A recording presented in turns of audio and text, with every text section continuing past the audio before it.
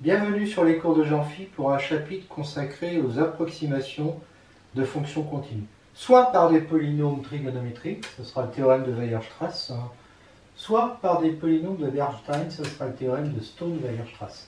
Alors tout ça a déjà été traité dans le chapitre sur les séries de Fourier à l'aide de tout l'arsenal des propriétés des séries de Fourier. Là, on le fait, je dirais, directement, sans avoir besoin des séries de Fourier. Et on va commencer par les polynômes trigonométriques. Alors, je rappelle que ce que c'est qu'un polynôme trigonométrique complexe, c'est une fonction de R vers C qui à x associe, donc qui est de la forme somme de k égale moins n à n des ck exponentielle ikx. Alors, ck appartenant à C. Donc f de x va être, on peut mettre à part le C0, et somme de 1 à n, s'il y en a, si n est supérieur ou égal à 1, des ck exponentielle ikx plus c moins k exponentielle moins ikx.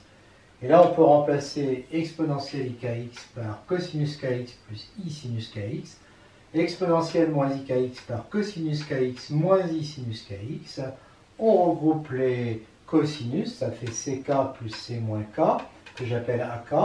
On met ensemble les sinus, donc ça fait i facteur de ck moins c moins k, et donc ça me fait c0 plus somme de k égale 1 à n des ak cosinus kx plus bk sinus kx, avec c0 qui appartient à c et ak bk aussi. Réciproquement, si une fonction f est de cette forme-là avec ak bk qui appartiennent à c, alors f est un polynôme trigonométrique complexe parce qu'on peut l'écrire, alors en A0, en A0, ça vaut 1, ça vaut 0, donc il n'y a que A0. Et somme de 1 à n, si n est supérieur ou égal à 1, on remplace le cosinus par exponentielle ikx plus exponentielle moins ikx sur 2, le sinus par exponentielle ikx moins exponentielle moins ikx sur 2i. Et puis là, on va dire qu'on va mettre ensemble les exponentielles ikx. Alors là, je vais multiplier par moins i pour avoir 2 comme ici. Donc en multipliant par moins i, j'ai moins i bk. Donc je vais avoir ak moins i bk sur 2. Voilà. Ak moins i bk sur 2, que j'appelle ck, multiplié par exponentielle ikx. Et puis là, en multipliant par moins i, je vais avoir plus i. Donc ak plus ibk sur 2 exponentielle moins ikx. Voilà. Donc j'obtiens ça, et comme ça je l'appelle c moins k, ça me fait c0 plus somme des ck exponentielle ikx plus c moins k exponentielle moins ikx. Et donc je vais écrire que c'est la somme de moins n à n des ck exponentielle ikx. Et donc c'est bon.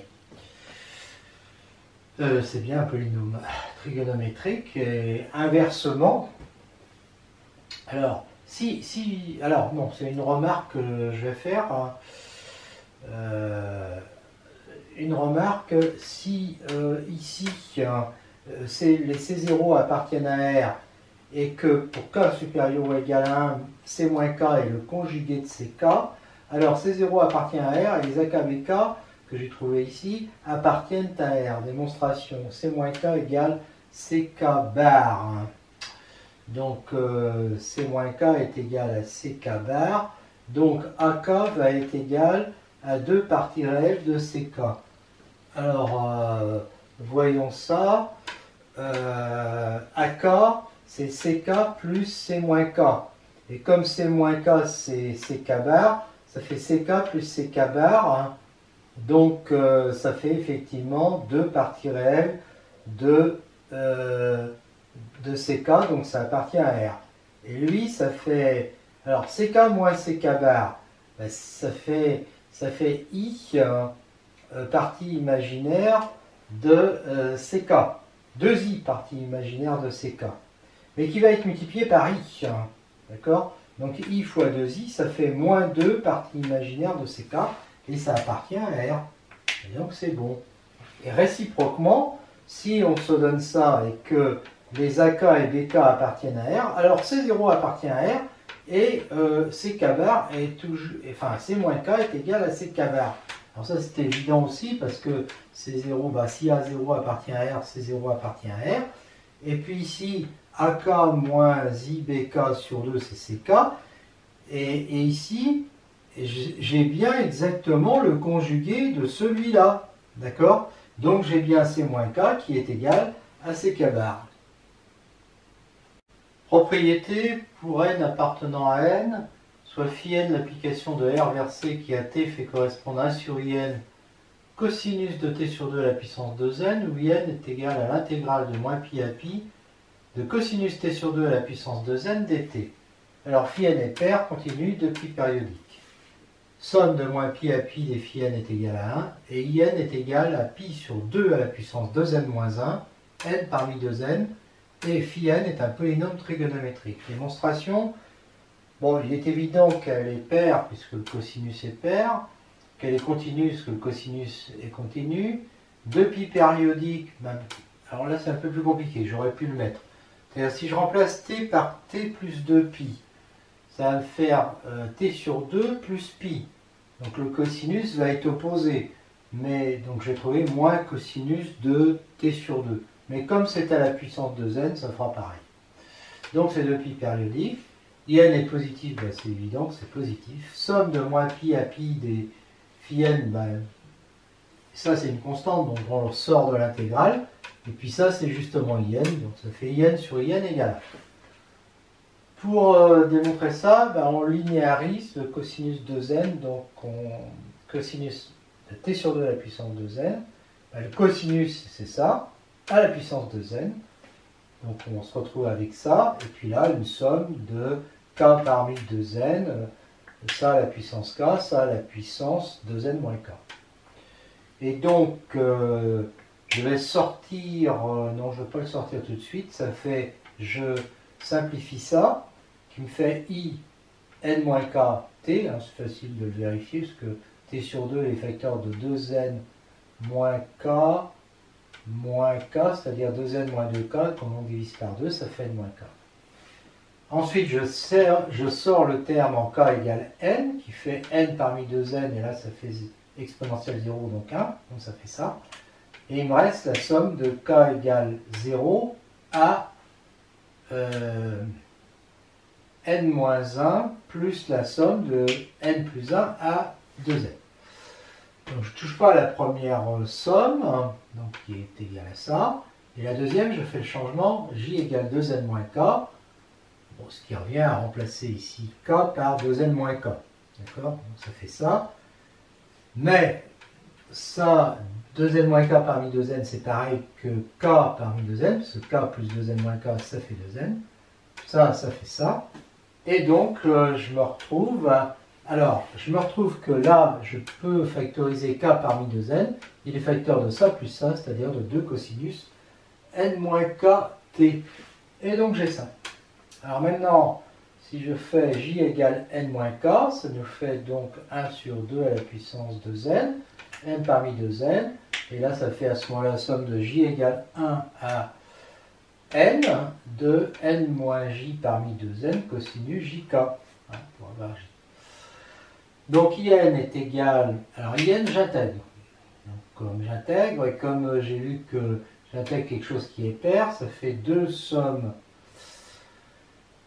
Donc ça fait deux sommes, alors où est-ce que je suis rendu? Oui, deux sommes, donc ça fait 2 sur 2 à la puissance 2n, et puis j'intègre ça, donc ça entre 0 et pi, ben ça entre 0 et pi, ça revient à multiplier par pi, voilà, plus 4, puisque j'ai multiplié par 2, somme des n-j parmi 2n, et j'intègre le cosinus jt en sinus jt sur j entre 0 et pi, et lui, comme il fait 0, il ne reste plus que ça. Donc pi, n parmi 2n sur 2 à la puissance 2n moins 1, puisqu'il y a une simplification. Phi n de t, eh bien, phi n de t, c'est ça. Donc c'est 1 sur in, donc ça va faire ça, d'accord, multiplié par cosinus de t sur 2 à la puissance 2n. Et là, je reprends cette expression. D'accord? Donc, ça nous fait, quand je fais ça, fois ça, fois ça, fois ça, j'obtiens 1 sur 2pi, donc ça me fait un premier coefficient, plus la somme, alors là, je simplifie ces deux-là, mais il va me rester pi, puis le 2 ici, donc ça fait 1 sur pi, n parmi 2n. De quoi? De n moins j parmi 2n cosinus jt. Voilà, somme allant de j égale 1 à n. Et bien là, ça je l'appelle AJN, ça je l'appelle donc A0N, et j'obtiens donc A0N plus somme de k égale 1 à n des A à nk cosinus kt. Donc c'est un polynôme trigonométrique. Et maintenant, soit f la fonction de r vers c continue, une fonction de r vers c continue, fn la fonction qui a t qui correspond à ça.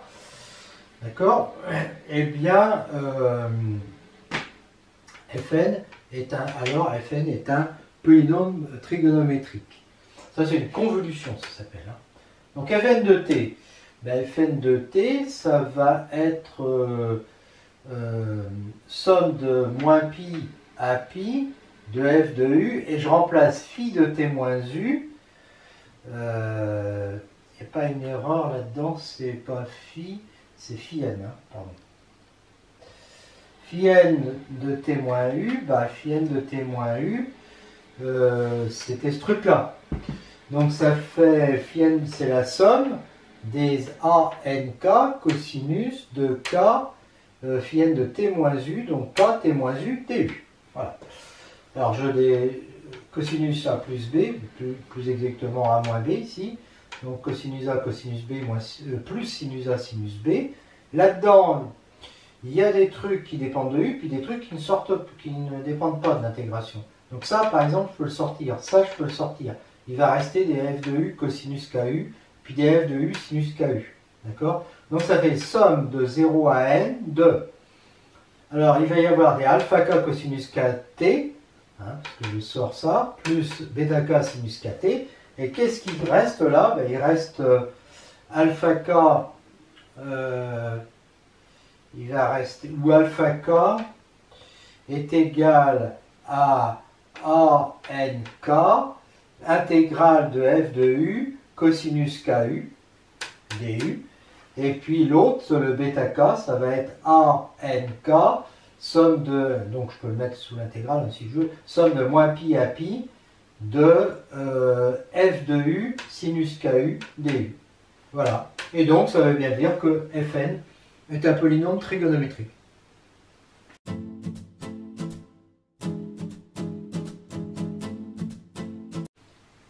Un petit lemme avant d'en arriver au théorème de Weierstrass, quel que soit n appartenant à grand N, In est supérieur ou égal à 4 sur n plus 1. Démonstration, In c'est égal à ça. Je peux dire que c'est supérieur ou égal à quelque chose. Si je multiplie ça par un nombre qui est entre 0 et 1, forcément ça va être plus grand. Alors le nombre entre 0 et 1, ça va être cosinus t sur 2, parce que quand t appartient à l'intervalle de moins pi à pi, t sur 2 appartient à l'intervalle moins pi sur 2, pi sur 2, donc le cosinus est positif et évidemment inférieur ou égal à 1, donc ça va être supérieur ou égal à ça. Le cosinus, ça c'est cosinus au carré à la puissance n, et le cosinus carré c'est 1 moins sinus carré à la puissance n fois ça. Et donc je fais le changement u égale t sur 2, et donc je vais avoir 2, somme de moins pi sur 2 à pi sur 2, de 1 moins sinus carré u cosinus u du, puis je fais le changement t égale sinus u, et donc ça fait que in est supérieur ou égal à 2, somme de, alors 1 moins t carré à la puissance n dt, et évidemment, t égale sinus u, donc en moins pi sur 2, ça fait moins 1. Et puis là-bas, ça fait 1, donc ça fait ça. Et comme c'est une fonction paire en t, oui, parce que là, il y a quand même une erreur. Ici, c'est dt. Eh bien, je peux remplacer ça par 2 fois somme de 0 à 1. Donc 4 fois somme de 0 à 1 de 1 moins t2 à la puissance n dt. T appartient à 0 à 1, donc t2 est plus petit que t, plus petit que 1, donc 1 moins t2 est plus grand que 1 moins t. Et donc in va être supérieur ou égal à 4, somme de 0,1 de 1 moins t à la puissance n, qui s'intègre par moins 1 moins t à la puissance n plus 1 sur n plus 1, entre 0 et 1 équivaut 0 en 1 équivaut 1 sur n plus 1 en 0, et donc ça, c'est égal à ça, et in est donc supérieur ou égal à 4 sur n plus 1. Le théorème de Weierstrass, maintenant, version polynôme trigonométrique, il nous dit que toute fonction de pi périodique continue de R vers C, limite uniforme sur R, une suite de polynômes trigonométriques. Démonstration. Je considère donc que Fn de t est égal à la somme de moins pi à pi de f de u phi n de t moins u du, que j'avais déjà utilisé avant. Je fais le changement u égale t moins v, donc qui va me faire que du égale moins dv, donc il y a un moins. Donc ça me fait somme de t plus pi à t moins pi de ça. Et là, avec le moins, je change les bornes de sens. Et donc ça fait ça. Pour t fixé, v donne f de t moins v, phi n de v est de pi périodique parce que les deux fonctions f et phi sont de pi périodique. Donc, et d'autre part, la différence entre ces deux bornes, c'est 2pi. Donc j'applique un résultat des intégrales sur les deux fonctions de pi périodiques. Ça, je peux le remplacer par ça. D'accord ? De plus, la somme de moins pi à pi des phi n est égale à 1. Donc f de t, je peux dire que c'est f de t fois 1, c'est-à-dire ça. Et donc quand je vais faire fn de t moins f de t, je vais faire ça moins ça.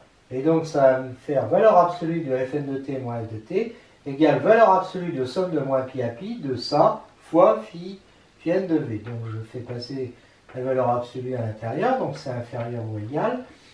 Je laisse le phi n comme ça parce qu'il est positif. Je dis que f est continu sur moins pi pi, enfin c'est un segment. Donc d'après le théorème de Hein, elle est uniformément continue. Quel que soit epsilon positif, il existe nu positif, tel que si x moins y en valeur absolue est inférieur à nu, alors f de x moins f de y est inférieur ou égal à epsilon sur 2, quel que soit xy, appartenant à cet intervalle. On peut évidemment choisir nu inférieur à pi. F est continu sur cet intervalle, donc il est borné. Donc en valeur absolue, f de x est inférieur ou égal à un grand M positif, quel que soit x appartenant à cet intervalle. Alors maintenant, je vais dire que cette somme-là, puisque j'avais ça qui est inférieur à ça, cette somme-là, je peux dire qu'elle est égale à la somme de moins pi à moins nu, plus somme de moins nu à nu, plus somme de nu à pi. Alors, si on est dans cet intervalle, c'est-à-dire pour v appartenant à moins nu, nu, alors il ne faut pas oublier que j'intègre ça. T moins v, la différence entre t moins v et t, en valeur absolue, est égale à valeur absolue de v, et v, il est inférieur à nu. V, il est inférieur à nu. Donc, f de t moins v, d'après ce truc-là, f de x moins f de y va être inférieur ou égal à epsilon sur 2. Oui, pourquoi est-ce qu'il est inférieur ou égal à nu? Tout simplement parce que je suis entre moins nu et nu. Donc, valeur absolue de v est inférieure ou égal à nu. Donc, j'ai ça. Et donc, ça veut dire que la somme de moins nu à nu de ça est inférieure ou égale à la somme de moins nu à nu de epsilon sur 2, phi n de v dv, ce qui fait epsilon sur 2, somme de moins nu à nu de phi n de v dv. Ça, c'est phi n, c'est une fonction positive. Donc, de moins nu à nu, ça va être plus petit que si je vais de moins pi à pi. Parce que moins pi, il est plus petit que moins nu, et pi, il est plus petit que nu, parce que j'ai choisi nu inférieur à pi. Donc, ça va être inférieur ou égal à ça, et comme ça, ça vaut 1, c'est inférieur ou égal à epsilon sur 2. Voilà, donc j'ai réglé le compte de celle-là, il faut que je règle le compte des deux autres. Alors, les deux autres, elles sont inférieures ou égales à 2m somme de moins pi à moins nu de phi n de v dv plus 2m somme de nu à pi de phi n de v dv. Pourquoi? Parce que ce truc-là, c'est inférieur ou égal à inégalité triangulaire, valeur absolue de f de t moins v plus valeur absolue de f de t, c'est-à-dire 2m. D'accord? Bon, par ailleurs, phi n est pair, donc la somme de moins pi à moins nu des phi n est égale à la somme de nu à pi de phi n. Donc je peux dire que ça va être inférieur ou égal à 2m fois 2, somme de nu à pi, puisque les deux sont égales, de somme de nu à pi de phi n de v dv. Ce qui fait 4m sur, et je remplace phi n par le cosinus divisé par in, donc 4m sur in, somme de nu à pi de cosinus de v sur 2 à la puissance 2n, hein, ce qui va être inférieur ou égal à 4m sur in, et là je fais un changement v sur 2, enfin t égale v sur 2 ou v égale v sur 2, ce qui me fait ça, d'accord? Donc ça me fait que c'est inférieur ou égal à 8m sur in, facteur de pi sur 2 moins nu sur 2, et là il faut que je prenne le plus grand de cela. Et le plus grand de cela, ça va être entre nu sur 2 et pi sur 2, ça va être le cosinus de nu sur 2 à la puissance de n, parce que la fonction cosinus est décroissante entre 0 et pi sur 2. Voilà, tout simplement. Donc ça va être et alors ça c'est égal, donc je divise par 2 ici, ça fait m sur in, donc 4m sur in, pi moins nu, cosinus de nu sur 2 à la puissance de n. Bon, in lui il est supérieur à 4 sur n plus 1, donc ça va être inférieur. Alors là je mets 4 sur n plus 1, ça supprime le 4, ça me met un n plus 1 en haut, et ça fait ça. Le cosinus de nu sur 2 à la puissance de n, ben, je peux dire c'est exponentiel de 2n ln de ça. 2n lambda, donc lambda égale ln de cosinus nu sur 2. Le cosinus nu sur 2, c'est un nombre qui est strictement compris entre 0 et puis 1. Hein, parce que nu sur 2, il est supérieur à 0 et inférieur à pi sur 2. Et donc, son logarithme, il va être négatif. Donc, quand n tend vers plus l'infini, il y a beau avoir un n ici, c'est l'exponentielle qui l'emporte, et tout ça, ça tend vers 0. Quand n tend vers plus l'infini. Donc, il existe grand n, tel que si n est supérieur ou égal à n, alors la somme de moins pi, donc, de ce truc-là plus ce truc-là, qui était inférieur à ça, qui tend vers 0, va donc être inférieur ou égal à epsilon sur 2. Voilà. Donc, quel que soit epsilon positif, il existe n tel que n supérieur ou égal à n implique que ça c'est inférieur ou égal à epsilon sur 2. Et l'autre, il était déjà, parce qu'il y en avait 3, hein, le premier là, il était déjà inférieur ou égal à epsilon sur 2. Donc le total va être inférieur à epsilon sur 2 plus et epsilon sur 2 égale epsilon sur 2. Bon, ben, quand on voit ça, ça veut dire exactement quoi? Et ça c'est vrai quel que soit t appartenant à R. Donc ça veut exactement dire que la suite de fonctions fn converge uniformément vers la fonction f. Et comme c'est valable quel que soit t appartenant à R, c'est une convergence sur tout grand R.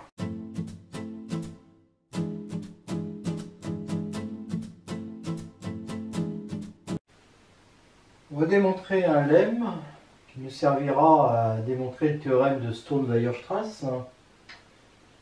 Pour x appartenant à R et n appartenant à n étoile, on montre que la somme de p égale 0 à n des p parmi n multiplié par p sur n moins x au carré multiplié par x puissance p 1 moins x à la puissance n moins p, rien que ça, est égal à x facteur de 1 moins x sur n.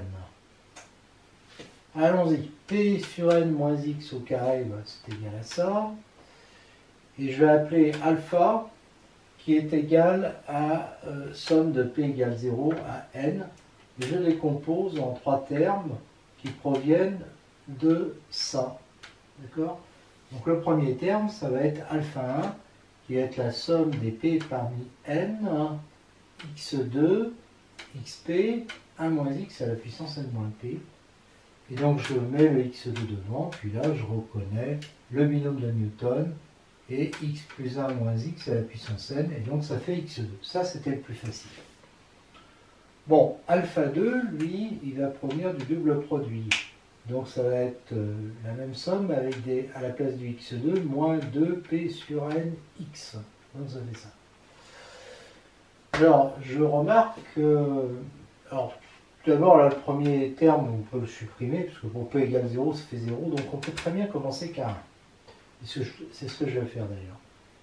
Alors p sur n multiplié par n sur p, par p sur n, non, p sur n multiplié par p parmi n, Ça fait P sur N factoriel sur P factoriel N moins P factoriel, donc ça fait ça. D'accord? Là, il y a une simplification, puis là aussi. Et donc, ça fait P-1 parmi N-1. D'accord? Parce que N est supérieur ou égal à 1. Donc, ça fait moins 2x, somme de 1 à N, de P-1 parmi N-1, xp, 1 moins x à la puissance N moins P. Donc, moins 2x, ça fait somme de 0 à N-1, c'est-à-dire je remplace en fait, je remplace P-1 par J. Et donc, ça fait j parmi n-1, x à la puissance j plus 1, moins x à la puissance n-1 moins j. Et je prends un x ici que je mets ici. Et comme ça, j'ai ça. J'ai à nouveau le binôme de Newton. Et cette fois-ci, ça me fait moins 2x2. Et alpha 3, lui, va provenir du dernier, avec P2 sur N2. Alors, là aussi, le terme est nul pour P égale 0. Donc, ça peut commencer qu'à 1. Et ça commence comme ça, P sur N. Alors, P sur N. Alors, le P sur N multiplié par P parmi N. On a déjà vu que ça faisait ça. Donc, ça fait P sur N fois ça, fois ça, fois ça. Alors, le P sur N, je vais dire qu'il est égal à 1 sur N plus P moins 1 sur N pour me retrouver avec P moins 1. Et donc, mon alpha 3, il va être égal à 1 sur n somme de ça, plus la somme des P-1 sur n fois ça. Alors je m'intéresse à celui-là d'abord. Et celui-là, je vais dire que, c'est bien celui-là, eh bien je vais remplacer, je vais prendre x sur n, somme, ah oui, je fais une petite, je remplace le P-1 par K. Donc ça devient somme de K égale 0 à N-1, de K parmi N-1, x puissance, alors je remplace, j'ai dit, P-1 par K. Donc P égale 1 plus K. 1 plus K. Donc ça me fait un P que je peux, un x que je peux sortir. Voilà. Il reste x puissance K. 1 moins x à la puissance n moins 1 moins k. Et donc ça fait x sur n, toujours binôme de Newton, fois ça. Et donc ça fait x sur n. Et maintenant il y a le deuxième. Alors celui-là, c'est somme de 1 à n de p moins 1 sur n, n moins 1, p moins 1 parmi n moins 1. Et là je réapplique ce que j'avais fait là. Donc p moins 1 sur n, tac, tac, tac, j'aurais pu directement appliquer la formule, et je me retrouve cette fois-ci avec du 1 sur n, somme de 2 à n, alors oui, parce que ça ne sert à rien de commencer à 1, c'est le premier terme est nul.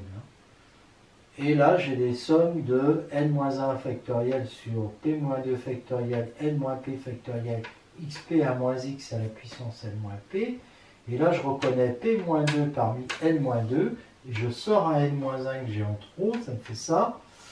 Eh bien, c'est formidable. xp à la puissance multiplié par 1 moins x à la puissance n-p. Et là, donc, ça va me faire n-1 sur n, somme de... Et je pose k égale p-2. Et donc, je me retrouve avec ça. Je sors les x2. Et je me retrouve encore binôme de Newton avec x plus 1 moins x à la puissance n-2. C'est-à-dire ça. Et finalement, donc, alpha 3 va être égal à la somme de ça et de ça. D'accord? Et alpha, c'est alpha 1 plus alpha 2 plus alpha 3. Voilà. Donc après, un petit calcul à faire. Et on trouve bien que ça fait x 1 moins x sur n. C'est ça que je voulais démontrer. Polynôme de Bernstein d'une fonction. Eh bien, quand il y a une fonction f d'un intervalle AB de R vers C continue, eh bien la fonction BNF de f, c'est le polynôme de Bernstein d'ordre n associé à f, va de R vers C, il est défini par BNF de x égale somme de P égale 0 à n, des P parmi n, f de P sur n, x puissance P, 1 moins x à la puissance n moins P. D'accord? Pour n appartenant à n étoile, x appartenant à R. Voilà. Et ça va nous permettre de voir ensuite le théorème de Stone-Weierstrass et qui nous dit que la suite BNF est uniformément convergente vers F sur l'intervalle 0,1. Et je vous parlerai un petit peu de Bernstein, de Stone et puis de Weierstrass. On va démontrer maintenant le théorème de Stone-Weierstrass dans le cas d'une fonction définie, une fonction continue définie sur l'intervalle 0,1. Puis ensuite, on passera à l'intervalle AB. Donc il est temps de dire quelques mots des trois mathématiciens dont on parle dans cette leçon. Donc il y a Stone, Weierstrass et puis Bernstein.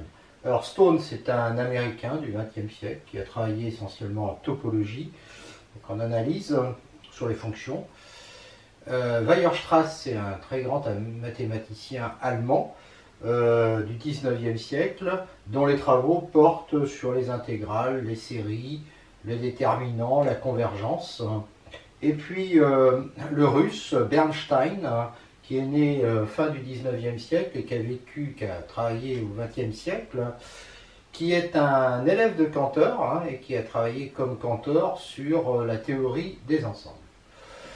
Donc dans ce cas-là, je rappelle que le polynôme de Bernstein associé à f est donné par cette formule. Et donc, comme f est continu, elle est absolument continue, théorème de Hahn, parce qu'on est sur un segment. Et donc, quel que soit epsilon positif, il existe nu positif tel que valeur absolue de x moins y inférieure ou égale à nu implique que f de x moins f de y inférieur ou égal à epsilon sur 2.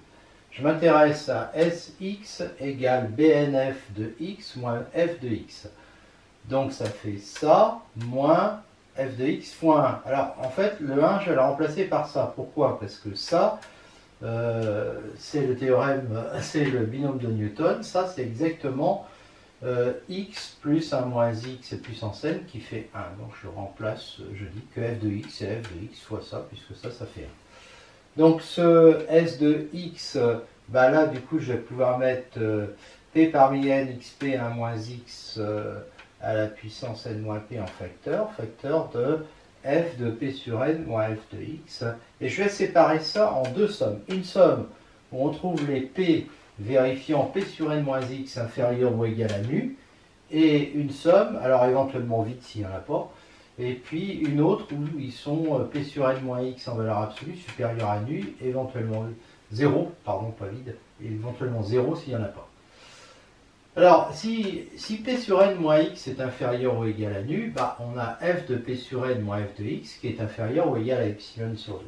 Donc en fait, dans la somme S1x, je vais pouvoir dire qu'elle est inférieure ou égale, et je remplace ça par epsilon. Alors, il n'y a pas de problème de signe parce que x est entre 0 et 1, donc 1 moins x aussi.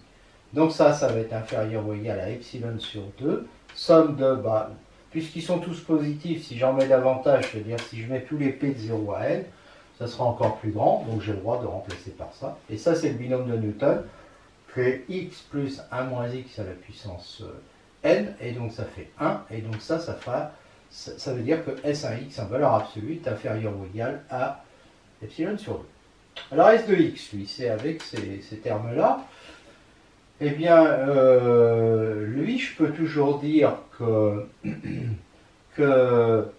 valeur absolue de ça, c'est inférieur ou égal à valeur absolue de ça, plus valeur absolue de ça. D'accord?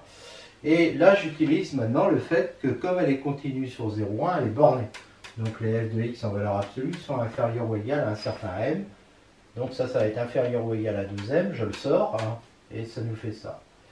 Et puis ça, je peux toujours dire, ça c'est une grosse astuce, que c'est x1. Alors ce x1, comme p sur n moins x est supérieur à nu, en divisant par nu, et même en multipliant, en mettant au carré, je peux toujours dire que 1 est inférieur à p sur n moins x au carré sur nu2.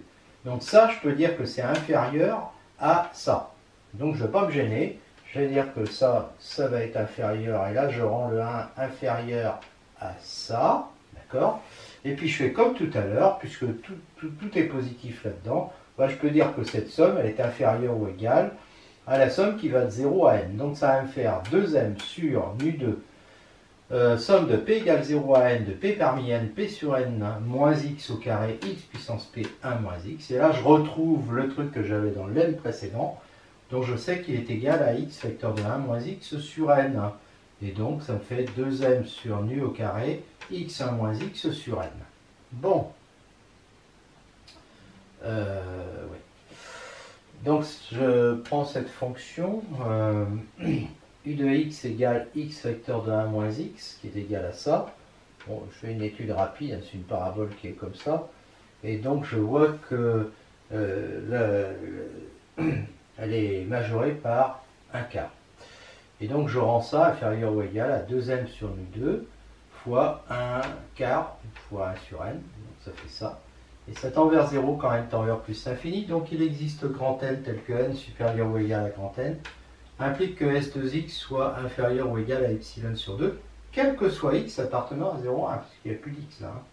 Donc après, Sx en valeur absolue, donc le Sx qu'il y avait là, hein, qui était égal à S1x plus S de x, en valeur absolue est inférieur ou égal à valeur absolue de S1x plus valeur absolue de S de x, donc à epsilon, quel que soit x appartenant à 0,1, dès que n est supérieur ou égal à n. En fait, quel que soit epsilon positif, j'ai été capable de trouver grand n tel que n supérieur ou égal à n implique que valeur absolue de S de x est inférieur ou égal à epsilon. Mais ces valeurs absolues de S de x, il faut bien comprendre que c'est valeur absolue de BNF de x moins f de x, qui est donc inférieur à epsilon. Donc ça veut dire que BNF converge uniformément vers f.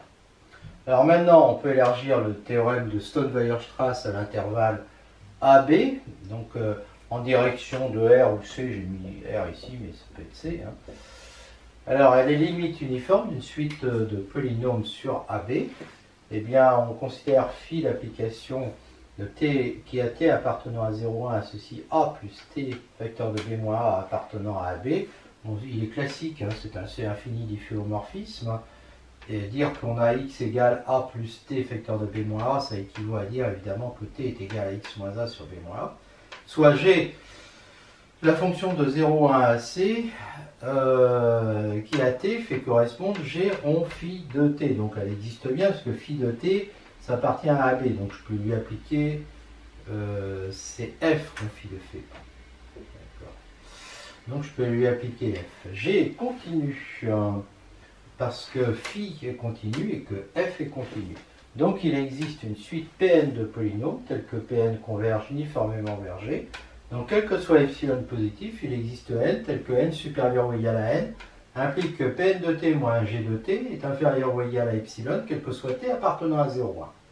Alors maintenant, si je prends x appartenant à B, je sais que phi moins 1 de t, c'est-à-dire ça, phi moins 1 de x, c'est-à-dire ça, appartient à 0,1.